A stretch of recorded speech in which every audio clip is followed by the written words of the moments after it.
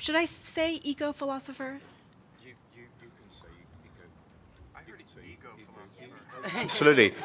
If you change the C to a G, you get a lot of people in my line of work and what they really actually do. I'm not actually saying anything right now. I'm just making noises with my mouth, and I'm not talking about anybody in particular. You know, I'm just talking about these other people who aren't here, right? Yeah. SCI-Arc is a safe space. Yeah. Okay. So Timothy Morton Okay. is a philosopher who works extensively on how we can actually be in this world in a different way. And one of the main focuses of his work so far has been on ecology, which is sort of the subject that gathers us here. So thank you very much for joining us. It's a pleasure and an honor to be here again. Thank you very much for having me. He also, as you know, teaches at SCI-Arc. He's co-teaching a studio right now with Tom and is also heading the Synthetic Landscapes EDGE program. Marcelin Gao is our most accomplished history theory faculty member at this school and has actually done a significant amount of work on ecological questions in her own scholarly career, as well as I still think about the gallery show that you put on, which was the environmental gallery show, and I'm hoping maybe we could talk about that a little bit today, if it seems appropriate. Tom Wiscombe is the chair of the undergraduate program here at SCI-Arc. And Jen Chen is a world builder, somebody who has extensive practice as a more traditional architect who has taken a leap in the direction of redefining what architecture should be and how it can interact with our shared cultural imagination. She is also a design faculty member at SCI-Arc. Today we're going to be talking about the ecology. I think the original title for the discussion today was Planetary Energy, which is probably still okay. Maybe we talk about energizing the discussion around the planet, as well as thinking about energy as something the planet gives us. But I think I'd actually like to start out by asking Tom and Tim to recap very briefly the conversation that you just had in a studio that is all about this topic. Would you be willing to do that? Absolutely. It's my great pleasure this term to be teaching a class with Tom, who is truly a very visionary person. If we're going to make it through the next 10 or so years, you're right, where seriously reducing or eliminating carbon emissions is going to be very, very important.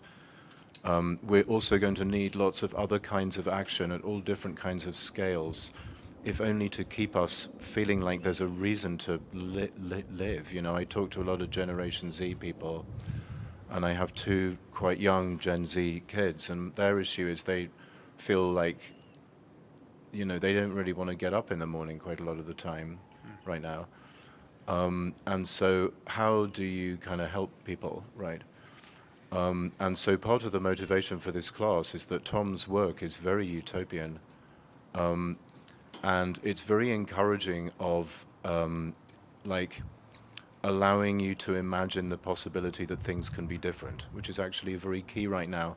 If you've ever seen that film Interstellar, it's all about how like realism in every possible sense can make you feel so beaten down, you know, that it's very hard to imagine things being different, right? It's like an extreme global warming thing going on in that moment. And so they think to themselves, oh, I know, let's go and watch a movie. And the version of the movie is they go into a spherical wormhole to another galaxy. And we've all seen a movie about another galaxy. It's called Star Wars, right? So I'd like to think that the flip side of Interstellar is a Star Wars. Star Wars, of course, is all about the merchandising, and Tom is all about playfulness and toys, right? Things that you think of as things that you do when you're a kid, but like the definition of a kid is someone who's allowed to play with those things as if they're alive and sentient. And the definition of an adult is as someone who knows that that's not true. I think that's pretty sucky for the world. I think playfulness is a seriously important like political category, actually. right now, actually, race and gender are being jiggled at a planet scale with Black Lives Matter and Me Too. Yeah, these categories and these binaries that we have that power people have sorted the world into are being kind of jiggled open, right?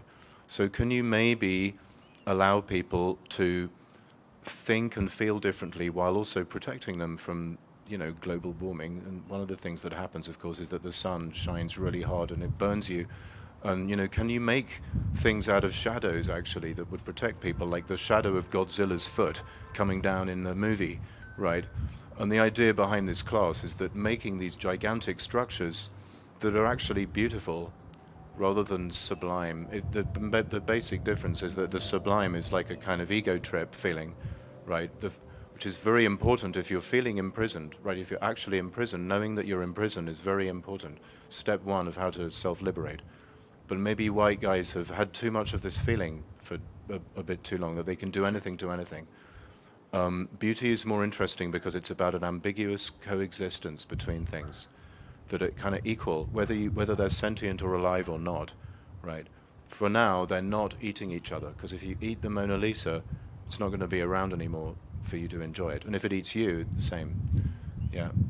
And so, could you make gigantic things that are beautiful, right? That are not scaled to human being size, but actually scaled to another kind of size. And as we go through this process, actually, we're realizing that these gigantic things that we're making are also kind of like huge architecture grams of nanoscale quantum things that are always very, very discrete and kind of like jiggling around again, playful, right? Life itself is saying something true about the universe, which is that it's a playful place based on quantum theory, where entropy can be reversed, at least in a limited way, right? Life is saying something true about the universe, which is that it's not a machine. Not all the parts fit together and mesh together and perfectly go in one direction. We've had a lot of this, right? The Anthropocene was all about a certain kind of project, which is very teleological, aimed at just sort of creating a huge pile of wealth, right? Colonialism, right? Slavery, and then you automate it. Yeah, we're now in the automated version, and that's the thing that's munching the planet. So very immediately, people need a totally different way to imagine things, right? Which isn't just to do with trying to make people believe things, but to entice them to be in a different kind of headspace, soul space about it, And so we've had a lot of conversations about what to do. It's been an incredible trip being in this class and being like trying to explain what Tom's doing just to myself, because I think it's so futuristic and so kind of politically progressive in a very interesting way. And then to kind of convey that to the students, There's a certain very left-wing way of reading this philosopher called Immanuel Kant, and I'm sort of beginning to do it right now while I'm talking to you. And that's what I'm doing in the class, right? And so we are thinking about making things that are like protective, not just for people, but for non-human people as well. And we're making things that encourage people to not be kind of just reducing the world to some kind of grey goo that's just kind of uniform. Everything's sort of too connected, right? Everything has some kind of autonomy. And it sounds abstract, but it isn't, because abstract seeming things encourage your mind and your heart, right, to kind of inhabit them differently. And one of the ways that we're doing that is like thinking about shadows. Are shadows really just like photocopies of the things that the sun's hitting, right? You can go on the line and see like lots of weird, freaky shadows made by different objects. Yeah, I was just looking at this Purell on the table, and just kind of amazingly, the shadow that it was forming was actually quite extraordinary. You can't see it. I've just texted it to Tom, but it's kind of an amazing example of what we were talking about. And could you have a building that was round, but it made a kind of triangle shadow at some point, right? And like 2 miles away, someone's going, "Oh, thank God, I've got some relief now from this burning heat," because something is casting some kind of gigantic shadow. Yeah. And so the new idea is that shadows are things in themselves as well. Like you sort of make architecture out of shadows as well as making them out of like physical, unquote, objects. And that's a little bit where we went today, right? Yeah, I mean, yes, that was amazing. I mean, I won't go on too much longer about it, so we can go on to other topics. But yeah, I like the jiggling thing that came up today. I thought that was really cool, and it was reminding me in studio of the Beauty and the Beast, the Disney movie, where there sort of everything is animate. The candelabras and the plates, everything is the clocks, everything's dancing, and that's kind of how I see the studio. We have all of these elements, and our working space is the SCI-Arc building, and that's kind of like the dining room table upon which all of these things are dancing. And these things are include things like giant roofs that act as giant solar arrays in the middle of the city, and things like a forest, not landscaping like architects think about landscaping, but a forest transplanted here into the parking lot, or giant shadows which are reified into objects that can also be programmed and treated like buildings rather than just the effect of architecture. So those are just some of the elements, but they're all sort of being played like a game together on this dining room table of Beauty and the Beast. They say that writing about music is like dancing about architecture, right? But isn't that what you always do, right? You get up, you brush your teeth, you go downstairs, and you get the subway train. That is a dance. It's a very boring one, yeah? But dancing is a primordial art, right? It's like the default art, and it even goes from beyond the human, right? Some humanoids ate some leaves and got really high, and then they did this raving thing, and then somebody in there went, make some noise, and that's the Harvard University theory of the origin of language for now, right? It comes out of ritual in primates, right? So kind of religion, kind of art is actually coming from the fact that we're embodied beings living in a biosphere. It's not about like heaven descending onto this plastic surface that we can manipulate at will, right? Drama is like sped up mechanical dancing where there's a goodie and a baddie, yeah. Good, nice drama is always trying to collapse back into dancing. That's why you clap at the end of the play, because it's a form of ritualized dancing, right? You make your hands dance at the end. Also laughing, right? A comedy makes you laugh. It's your lungs are dancing. Yeah, comedy makes you cry. Your eyes are dancing. And drama back into dance, actually, right? Like the coup, the attempted coup on the Capitol building was drama, right? They thought they were the goodies, and there's the baddies, and it's all very, they're wearing certain costumes, right? The kind of crazy demonic clown quality is part of the fascism, right?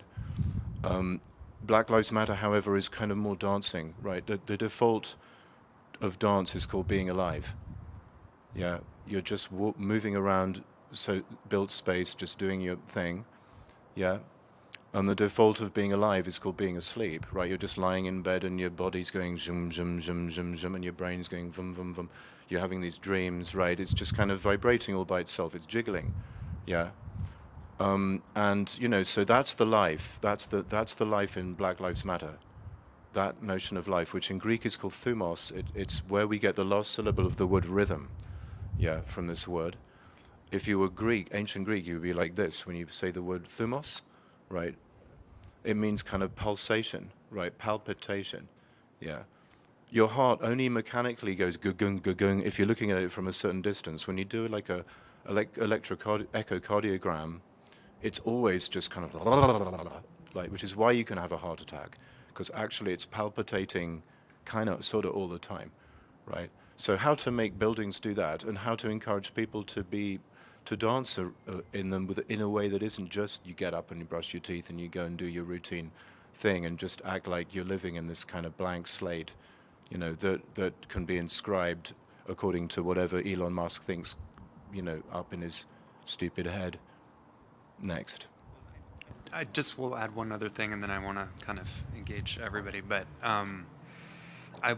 one of the things I noticed today in our conversation was how important it is to me recently to make the elements that we're dealing with and the things that we're dealing with accessible to other people, in the sense of like being able to engage everyday things. Like we're talking about shade or shadows or a forest or solar panels or things that Yeah. that oftentimes in architecture get excised from the discussion in favor of something more arcane or a representation that's more disciplinary. And so I don't know. I guess for me, like, it feels very freeing to be in an environment working with things like toys or things that we see in our everyday experience of the world, and be able to use those towards a new architecture, rather than it being just like one more project of arcana inside of our discipline. I'm doing it. I study Buddhism, and right now I'm watching my meditation teacher talking about a certain topic on video, and one of the topics is this concept of emptiness, right? Which sounds very like a very heavy, deep philosophical concept, that things don't really have a very solid, like, reality to them. But really, actually, the high level is that emptiness is a feeling. Yeah, it's a feeling, which is why it's represented by the syllable R-A-H in the alphabet, right? We say, and that's the feeling. It's an emotion, right? What's the emotion? Wiggle room. That would be a much better translation of this word shunyata than the word emptiness. Wiggle room, it's space to wiggle, right? So making these buildings wiggle a little bit, politically, like, can you find wiggle room to change things? When you're talking about wiggle room, that's making me think a little bit about something that Achille Mbembe raises in the Earthly Community, which is a text where he's writing about making room, and it's very spatial. It's very architectural, I would say, in terms of the skills of thinking about what is the room that the human has kind of historically assumed is the space for the human, and then the room for all of those other entities that we tend to forget about. And this sort of overlaps a little bit also with Latour in Critical Zones, where he's talking about the world we live in versus the world we live from. Where do we extract all the things that help us survive in this biofilm, and how we have neglected that. And so when you're talking about shade, and I'm thinking, like, how amazing, I mean, not only for the humans, you were describing, like, that creating the kind of shade for the humans, but what other sorts of impacts could that shade have if the sort of scape of the urban, the urban space changes quite radically, things start to grow there, things start to populate that space that have, heretofore been excluded. I think that's, I see a connection there between some of that wiggle room you're speaking about, Tim. Real, like, so, wow. So, like, I'm part of this thing called synthetic landscapes, and the basic idea is landscape architecture is this weird concept, right, which is often seen as the poor relation of the architecture, but really, actually, everything is relating to non-human beings, even when you're ignoring them, right? Like the notion of outside cat, like a cat that's allowed to go outside, not on a leash, right, almost to convince you that there is an outside world. But in a funny way, it's not the outside world, is it? It's Iraq for cats, right? There are these things called cars that were never designed with cats in mind that can run them over. And when two cats got run over, I realized, wow, this outside cat concept is a sort of toxic illusion. Yeah. So how to make things, how for human beings to make things, collaborating with non-human beings and knowing that they want to accommodate those beings, right, as part of the design. And sort of like thinking, well, in a way, the ultimate of this is that the building, the structure is like a crystal that's precipitating inside this solution, right? Like you have this copper sulfate, which is blue, and then you leave it, and it kind of the water evaporates, and you're left with these crystals, right? And in a funny way, that what is called landscape architecture is actually the primordial thing that we're actually doing all the time. Just by plonking something down somewhere, you're doing something to a quote-unquote landscape, which I don't kind of like that word, right? And so how to rethink it so that it's more like thinking more fundamentally about we're always relating to non-human beings in the way that Marcelin was saying there. And I believe it's possible, and I believe I'm one of these sort of people who's always trying to find the good in things, right? And I don't think we need a huge jump to get there. I think literally, like thinking about wiggling again, we just need to kind of wiggle into a slightly different frame of reference. It's not that hard, right? Like people like me, often feel like we get paid to say how difficult it's going to be and what a challenge it's going to be, and then everyone gets really religious about it, and how can I possibly, which is a form of virtue signaling, right? Because like Buddha and Jesus are actually saying it's actually really easy.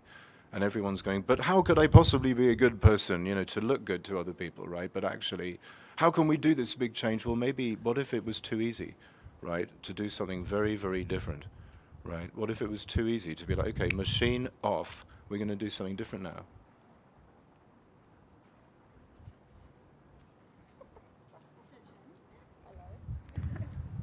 Sorry, I'm just mesmerized by the stream of consciousness that's kind of in a good way, right? That's like the environment that I'm immersed in. Talking about wiggle room, I can feel the wiggle room extending and expanding to infinity, which is what ecology to me is that, when we're thinking about shadow, or when you talk about giant object casting shadow, right now I'm just thinking giant object shielding the wind from me because I'm so cold with the windiness.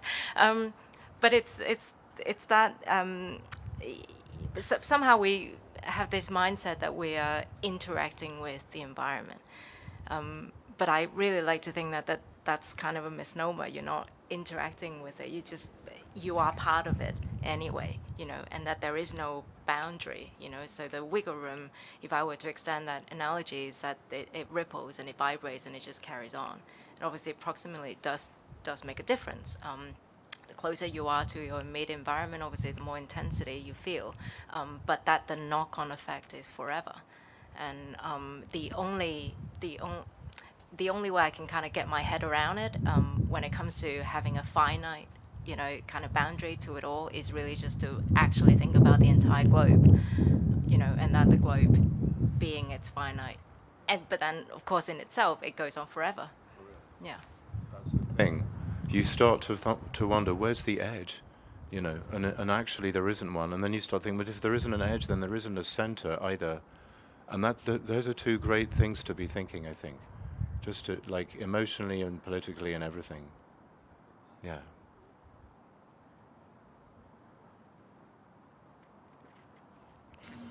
It's hard to come down from these Olympian heights, and I'm not sure we should. I was interested in, Tim, what you were saying about virtue signaling. One of the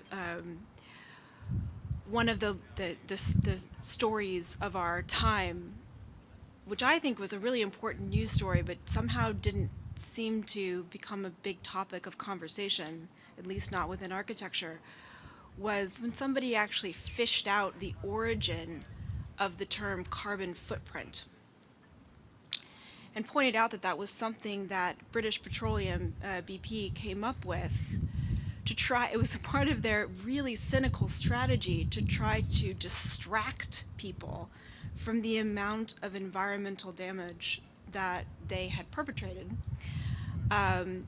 and to try to shift the blame onto ordinary people who were just sort of trying to get to work or do the dishes or whatever was in front of them. And so, to me, that's connected to something that is going on in architecture.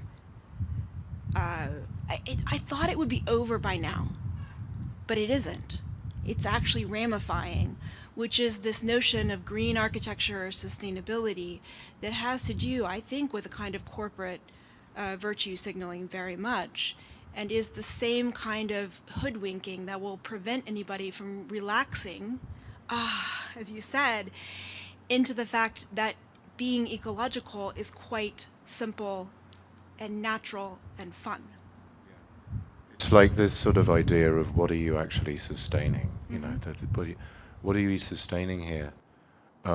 Usually the invisible word is growth, right? What's being sustained is the possibility of a corporation getting bigger, but that's the whole problem in the first place. Yeah. So the concept is buying into this idea that there doesn't have to be a limit or an end of this algorithmical process called capitalism. Yeah, like if Karl Marx had the ability to understand the phrase adaptive AI and also the phrase machine learn, he could have written that first volume of his book on a box of matches, he could have said, capitalism is an adaptive AI that machine learns how to extract life from the biosphere without stopping. Yeah, it doesn't have a logical stopping point. Yeah, you can leave it on and just kind of wait. Yeah, sustainable growth means you just leave it on and see what happens, right?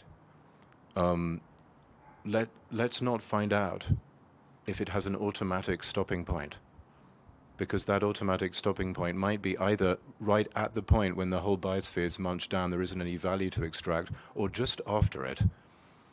So maybe that's not such a good idea when you think of it that way. Yeah, this is an issue, right? Sustainability. A lot of the concepts that we have for talking about this stuff are so kind of like corrupted by stuff from the 90s that was so obviously petroleum speak. I remember in the hotels, and you can still go in the hotel and see it, because they're like anywhere else. There's a kind of archaeological evidence of previous ideas in them.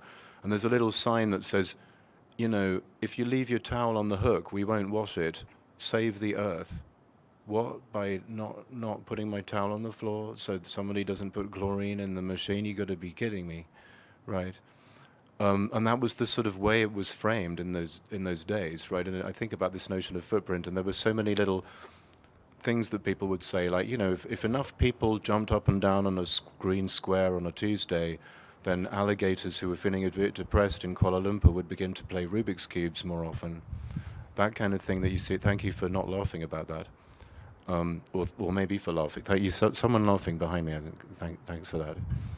I think it's usually pretty good for my ego, so keep doing it. And thank you again for me. More laugher. That's good. So like the tools, the way we talk about it is so messed up. And like Marika's saying, like it's incredibly, actually very, very simple and extremely pleasant, because all you have to do is drop a stupid idea that hurts you and other things, which is that human beings are special and different, and in particular white male ones.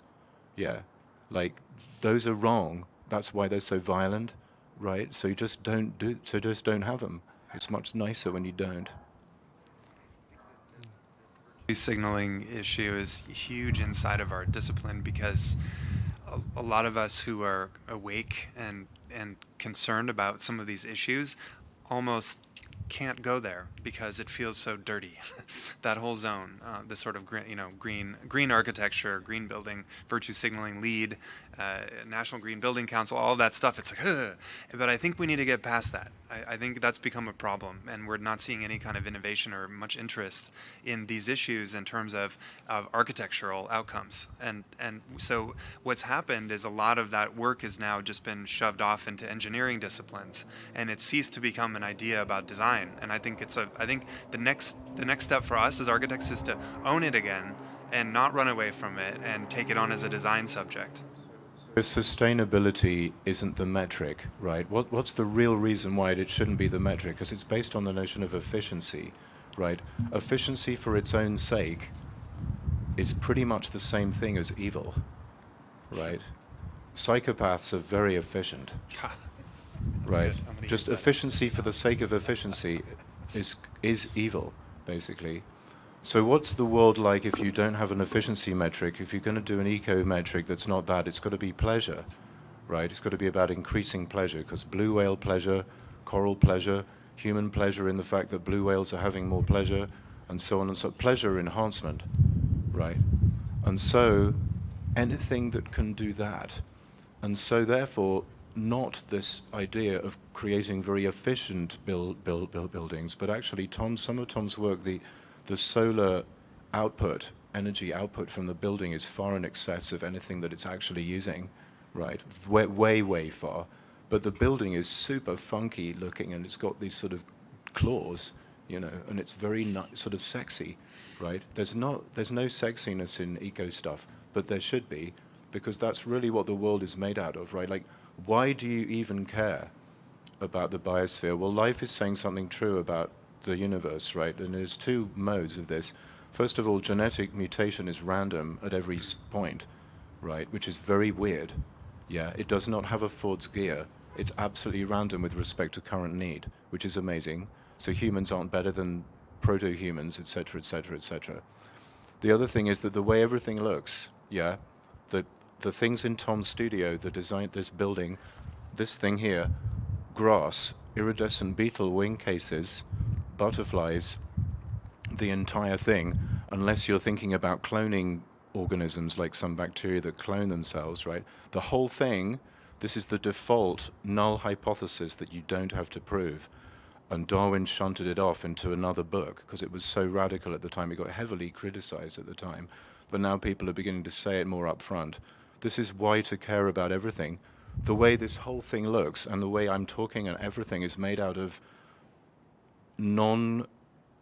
it's made out of female desire that without a direction to it, aka queer, right? Not in the service of reproduction, right?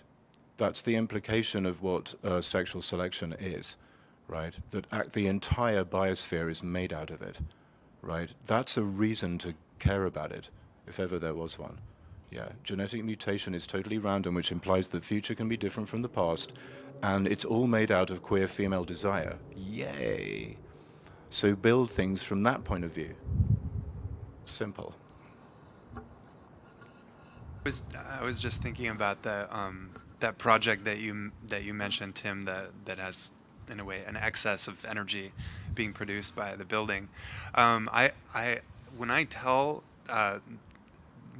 people the story of that building, they're always they have difficulty coming out of the mode of sort of pain and embarrassment and saving every little kilowatt hour of energy that began in a big sense, I think, in the 70s when I was a kid. I remember that, turning off the lights like incessantly and feeling guilty, all of these sort of bad feelings around it. And so the story that I always tell, I think you and I kind of came up with this, but the owner's actually going to do it, is you turn on the air conditioning at max all day long and you have a disco party all day and all night long, and you just blow that energy out, and you're being sustainable. You can have a disco in every room of your house, doesn't it? Really. Yeah. And so I'm writing this book called Hell on Earth right now. And it's my version of Blake's The Marriage of Heaven and Hell, right, where he takes the idea of the devil and kind of flips it upside down into, you know, progressive politics should be about enhancing pleasure, right? So think about this for a minute, yeah. God as a being who is basically the master, and you have to obey the master, but you can never do it properly, which is why you have religion, right? Simple. Now imagine a servant who does exactly what you say every time, with all the unintended consequences of what you didn't quite say. Yeah. Every story about the devil, every story about the magic fish that comes out of the ocean gives you 7 wishes. It does exactly what you say.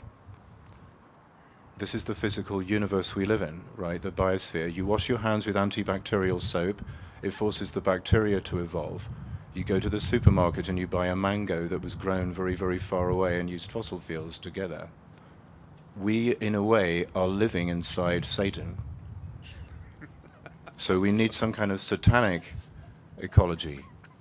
You know, people weren't paying enough attention to me in Texas, so I decided I would talk about the devil quite a lot, and maybe then they would finally give me the negative attention that I so crave. Chapter 2 is called Abortion. Sorry, you can keep going. No. Causality is abortion. It's the title of Chapter 2. I was just gonna say, if you know, Jen, I have no idea if this is interesting for you, but like, you know, I've been thinking a lot about the metaverse lately, and I'm curious about that kind of landscape, what that is, who designs it, who operates it, who inhabits it. There's all kinds of stuff that are related to this in a kind of parallel universe, and I wonder if you're working on that at all. No, it's an area I kind of feel like I'll let someone else pioneer and make all the mistakes and, you know, beta version it out, you know, and then I'll go in and build on it. But that's a really, I mean, that's a scary question as well as intriguing one, of course. Just the idea of that scale. You know, the reason I mentioned globe before, and this is what I'm kind of looking at, which is satellite images and remote sensing, and that's how we understand the world. But also I'm intrigued about that simply because of the sort of detachment and the distance, you know, the kind of healthy distance that you're able to detach yourself from the kind of emotion, you know, sort of disentangle yourself from all of the things that actually do affect our decision making. And just for a second, look at the world as a machine of its own, on top of all of the ideas about sort of,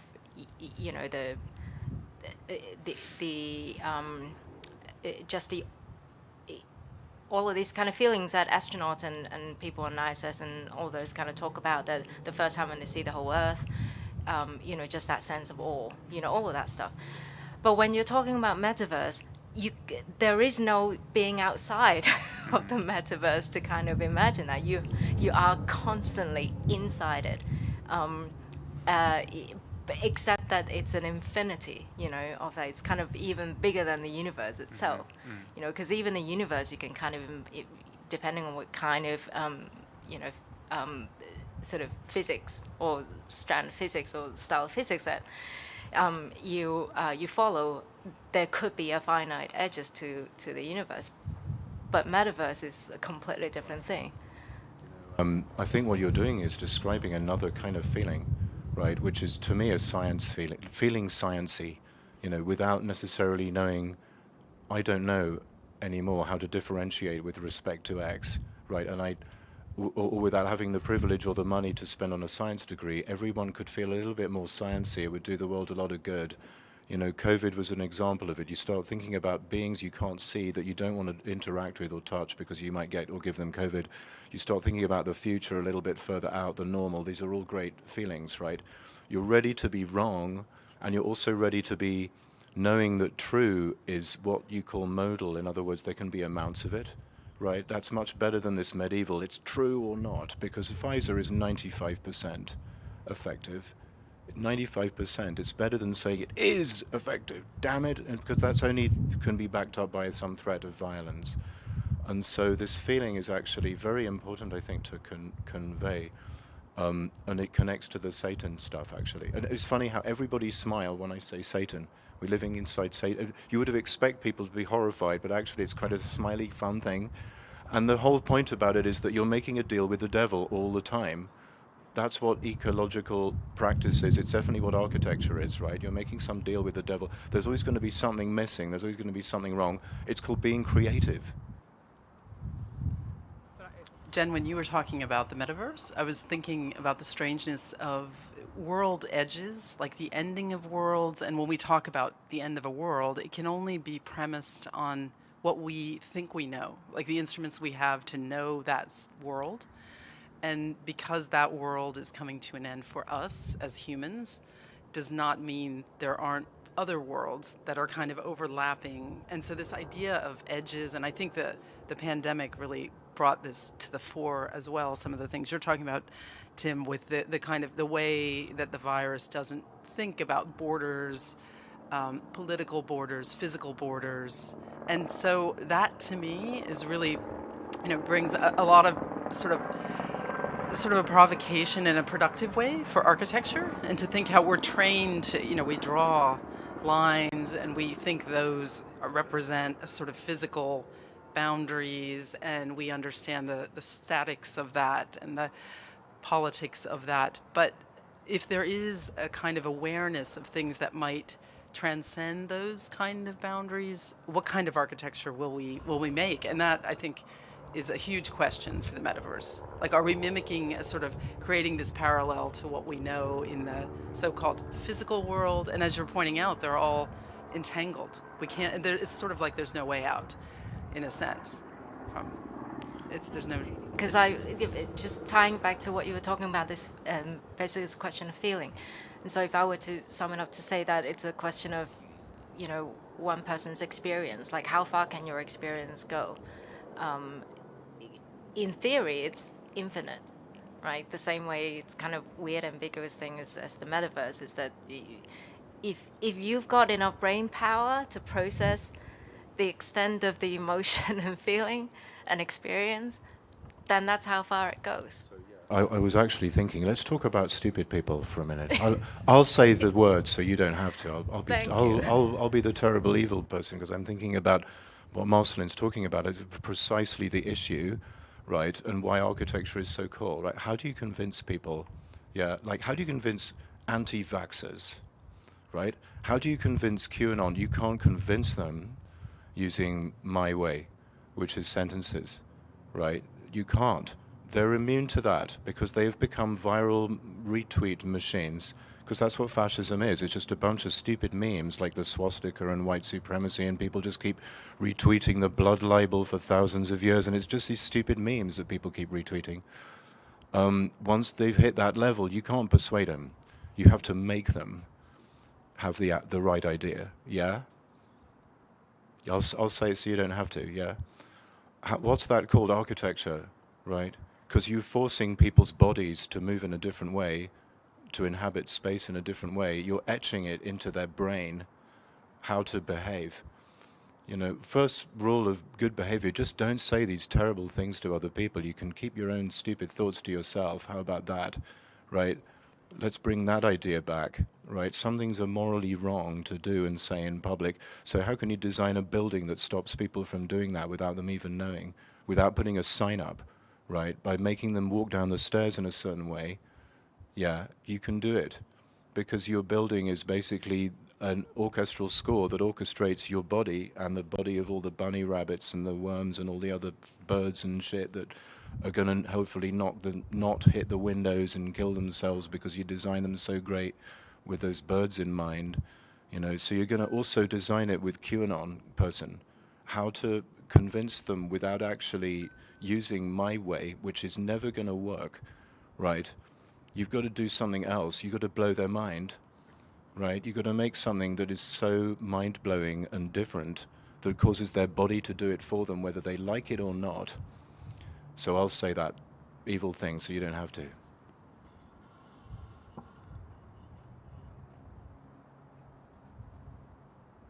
Maybe on that note, do we want to open it to the audience? I Yes. was just going to suggest it's cold, guys. Let's ask some good pointed questions of our panel.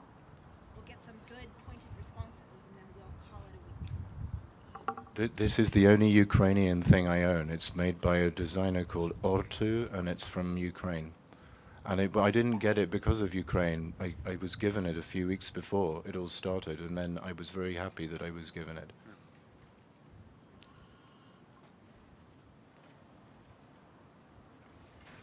This is kind of relating to the earlier statement you made when you were talking about how, like, what if the switch was easy to turn on in making the different and the indifferent? I guess I would ask, and this isn't, you know, per se to my beliefs, but why would we save it? Why would we save what we have? Why wouldn't we, you know, start to reimagine what the world could be post global warming or post whatever? Like, it's an odd question to ask, but philosophically, like, we all want to live, but where would it go? You know what I mean? Well, that is the question, right?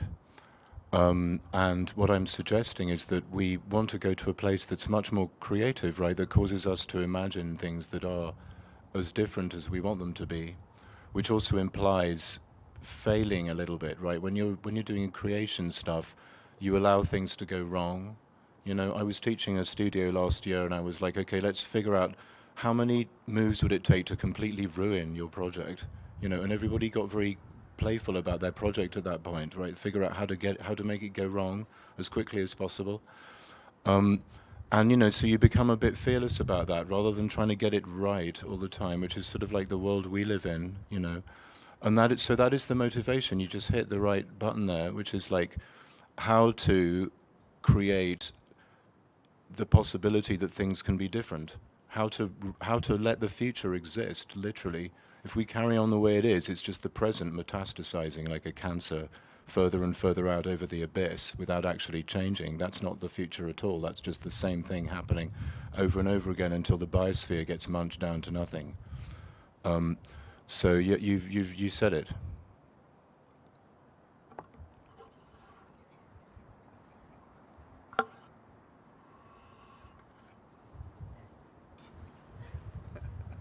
Very nice. Yeah, I'm just curious as to how this living creatively would land. Like in I don't want to say a practical sense, but like I'm just curious as to how this would manifest in the way that society is set up right now. Yeah, it's the question, and people like me are probably pretty bad at answering it, right? But George Floyd Square is a very creative use of social space, right? And what was going on in Portland with the autonomous zone there, the Occupy protests of the early 2010s, right, where people just decided, we're going to inhabit social space differently, let's all go to Zuccotti Park instead of holding this poster that's shouting at the bank and no one's listening. Let's actually just live in a different way. You can do it right now, right? So there's a lot of anarcho-communist experiments going on all the time. We really are, what we're talking about is anarcho-communism. And there's lots of people who've thought about it and written about it. My favorite right now is William Morris, News from Nowhere. He was, because he designed things, and you can still get William Morris products. You can still get William Morris wallpaper, this amazing organic kind of looking stuff. And he wrote all these amazing stories, and one of them is News from Nowhere, right, about a guy who ends up in the far future. But from that guy's point of view, it actually feels like a medieval world, because people care so much about making beautiful things, and they don't need to make money because there isn't any money anymore. So it doesn't look like Star Trek. It looks like something different from that. It's very, very interesting how far in he's gone. And like somewhere in the middle of that book, somebody says, well, basically the concept of nature is pretty much the same as the concept of slave, And since we don't have any slaves anymore, we don't really have this idea of nature as this thing that we can manipulate, right? That's like different from us. And I read it and I was like, wow, where has this sentence been all my life? Because it's everything I've ever tried to say. And it's been written in this book from 240 years ago, and I should just retire and make people read it.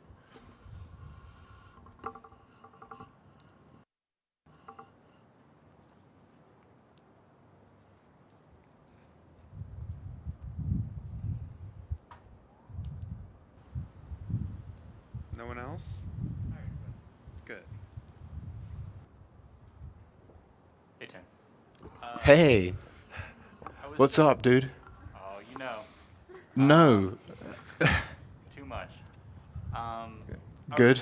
I picked up on your note about efficiency, Mm. and I'm wondering how we square that with, you hear statistics like we throw out 50% of the food we grow. Yeah. Or, radical inequality, where, like, is there a way to achieve equity without being radically more efficient? Yeah. How do we maybe disentangle efficiency? You and said it, you see. progress? What you just did there was to plug the efficiency back into caring about people, right? If you don't, then efficiency could be evil, but it could even if it's not evil, it might be a form of rudeness, right? Like my cat has figured out the most efficient sound to make me get the food. And it goes right in my ear, and it's this, and he's dialed it in over the years to make this perfect sound. And I get the food, and I pour it in, and then he makes this reward noise that's so satisfying for my own personal ear and my brain. He almost says thank you, like that. It's brilliant what he's done there. And it's quite rude, to be that efficient at getting what you want, So in a funny way, politeness is actually a kind of inefficiency. Sort of, would it be possible if I could ask you very kindly to think about the possibility of then you say what you want, right? So it's sort of inefficient, right? But what you're talking about is plugging the efficiency back into, you're not trying to just do something for its own sake. You're trying to do something because you care about other life forms. So you're trying to get food, people who, this is not individuals, this is like restaurants and corporations, to not do what they do with their food waste, which is a huge global warming carbon, compounds emitter problem. Yeah. So absolutely that. Yeah, I'm not saying don't do that. That's what you should do. You should plug the efficiency into caring about things, My cat doesn't care about me. Yeah, that's the problem, right? He just wants the food in that moment. And I think, well, if there was a God, maybe they're going, like, when you're praying, and God's going, I'm doing it, I've got the food, just stop making this noise at me, it's just, So, what's the most efficient prayer to get the thing from God? But God's like, fuck off, please, like, I'm doing it already, I'm in the future, I'm everywhere, stop it with this noise. I will point out that actually within the regime in which we currently find ourselves, in which we are trying to be creative agents in dismantling for some different future, that the fact that we throw away 50% of our food is actually quite efficient for the agribusiness. Like, that is efficiency. So the size of the container that something comes in, and or the fact that very few people mend their clothes anymore, we just buy new ones, things like that. Of course, it's not efficient in a caring way, which is what we want to have. But we're not, I guess the word might be a little different. Maybe the efficiency becomes not so accurate when it's re-plugged back into kindness. Maybe instead we just start thinking about caring. Maybe we're caring more, or we're caring for each other and for things and for our food and tending and those kind of older, stranger words that we don't hear that much. Maybe efficiency isn't quite where we want to go, even when we do plug it back in.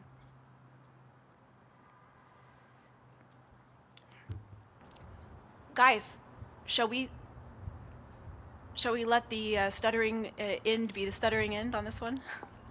Talking of efficiency and trying to save energy, and wow, it's a bit chilly out here. And, I know. Yeah. Thank you all for coming, and thank you for those awesome questions. Thank you. Thanks.